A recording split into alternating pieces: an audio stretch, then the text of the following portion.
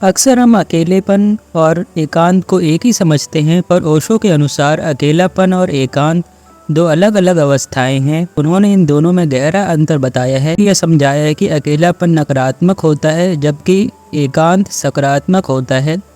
अकेलापन वह अवस्था है जब व्यक्ति अपने आप को दूसरों से अलग थलग और अस्वीकार महसूस करता है।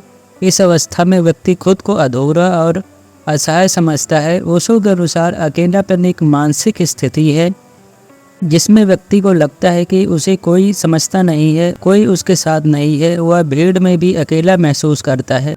ओशो ने कहा है कि अकेलापन तभी महसूस होता है जब आप दूसरों पर निर्भर होते हैं और यह उम्मीद करते हैं कि वे हमारी ज़रूरतें पूरी करेंगे।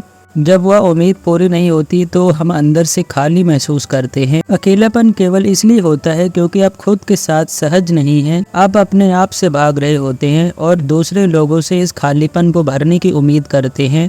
और इसी के विपरीत एकांत वह अवस्था है जब व्यक्ति अपने साथ समय बिताता है और इसमें उसे आनंद मिलता है। ओशो के अनुसार एकांत का मतलब है कि व्यक्ति खुद के साथ खुश और संतुष्ट है। एकांत वह स्थिति है जब आप खुद के साथ पूरी तरह से जुड़े हुए होते हैं और बाहरी दुनिया से कोई अपेक्षा नहीं रखते। ओशो ने कहा था, एकांत एक उपहार है, यह आपको खुद से मिलता है। जब आप खुद के साथ सहज हो जाते हैं तो आपको किसी और की ज़रूरत नहीं होती। एकांत में आप अपने अंदर की गहराई में उतर सकते हैं और अपनी वास्तविक स्वरूप को जान सकते हैं। एकांत आपको आत्मज्ञान की ओर ले जाता है।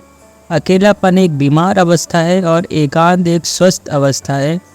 अकेले होने का मतलब है आप खुद के साथ पूरी तरह से संतुलित हैं। अकेलेपन से एकांत की यात्रा।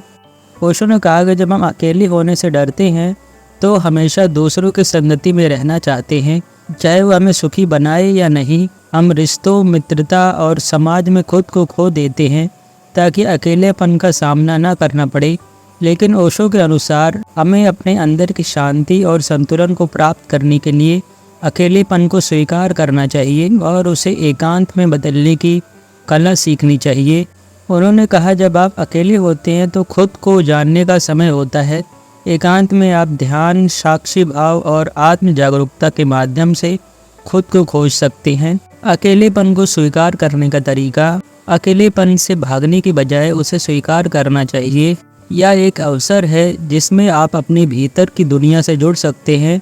उन्होंने ध्यान को अकेलेपन से मुक्त होने का एक महत्वपूर्ण साधन बताया है और ओशो हमें सुझाव देते हैं कि हम अकेलेपन को एकांत में कैसे परिवर्तित कर सकते हैं।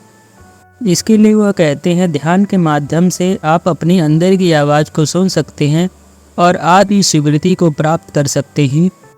प्रकृति के साथ समय बिताना आपके मन को शांति देगा और आप आंतरिक संतुलन महसूस कर पाएंगे। ओशो कहते हैं, अपने अकेलेपन को एकांत में बदलने के लिए खुद से प्यार करना और खुद को समझना जरूरी है। हम अक्सर बाहरी दुनिया से प्रेम करते हैं, बाहरी दुनिया से प्रभावित होते हैं, प्रभावित करना चाहते हैं, पर हम अपने आप को नहीं देखते। ओशो कहते हैं, एकांत में आप अपने आप को देखते हैं, अपने आप में सजग होते हैं और जब हम अकेलेपन को एकांत में बदलते हैं तब हम खुद से जुड़ते हैं और वास्तविक शांति प्राप्त करते हैं। उनका संदेश यही था कि अकेले रहना जीवन की कोई समस्या नहीं है, एक गहरी आवश्यकता है और इसे सही तरीके से अपनाने से हम आत्मिक विकास प्राप्त कर सकते हैं। धन्यवाद।